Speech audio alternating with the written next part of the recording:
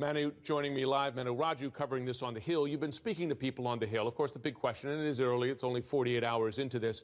Are you hearing anything new about openness there to the president pushing a nominee forward? Short answer, no. Jim. All resistance. All resistance. But, it is sort of conceptual right now because we don't actually have a nominee yet. So we'll see how the Republican rhetoric shifts, assuming that the White House issues a nominee who could potentially win some Republican support. Now, I had a number of conversations with Republican senators today, two of whom are on the Judiciary Committee, Lindsey Graham of South Carolina, Orrin Hatch of Utah. Both of them believe the president should wait till next year, like Senate Majority Leader Mitch McConnell, but neither of them fully ruled out supporting anybody. But they also made it very clear it'd be very hard to support any sort of nominee. Now, Lindsey Graham, he backed Elena Kagan, Sonia Sotomayor, but he said it'd be very difficult for him to support anyone this year. He cites the changing of filibuster rules, which poisoned the well, the nuclear option, and obviously election year politics. And he says that probably the only consensus nominee right now is Orrin Hatch. So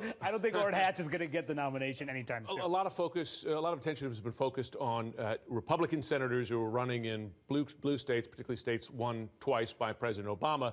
But you already have some of them coming out now saying that they don't want a nominee. That's right. That's been sort of an interesting development over the past day. Pat Toomey of Pennsylvania in a very difficult race. Kelly Ayotte of New Hampshire also in a difficult race.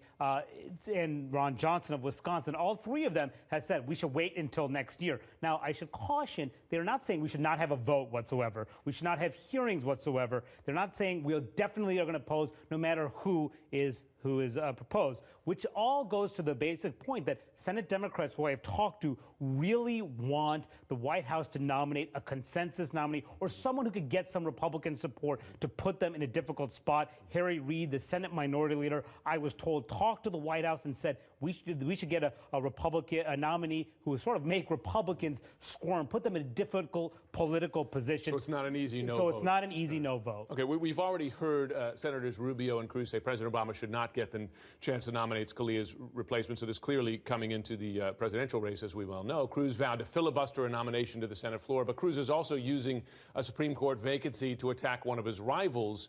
Tell us how this is going to play out as the race goes forward. You already sort of saw that play out even on Saturday night, the Saturday night's debate going back and forth right after, in the aftermath of Scalia's death. I know. Senator Kasich was the only one who said, listen, he's just passed away. Let's take a moment. Yeah, but Trump even said to Cruz, look, you supported John Roberts. You pushed John Roberts. Of course, John Roberts upheld the individual mandate, and Cruz turning around saying, you're going to support liberal justices. This makes the issue so real in the presidential race. So we'll see how voters react now that this will actually have a major impact. Could you have picked a more divisive issue to inject into an already divisive election? Right. Manu Raju, thanks very much.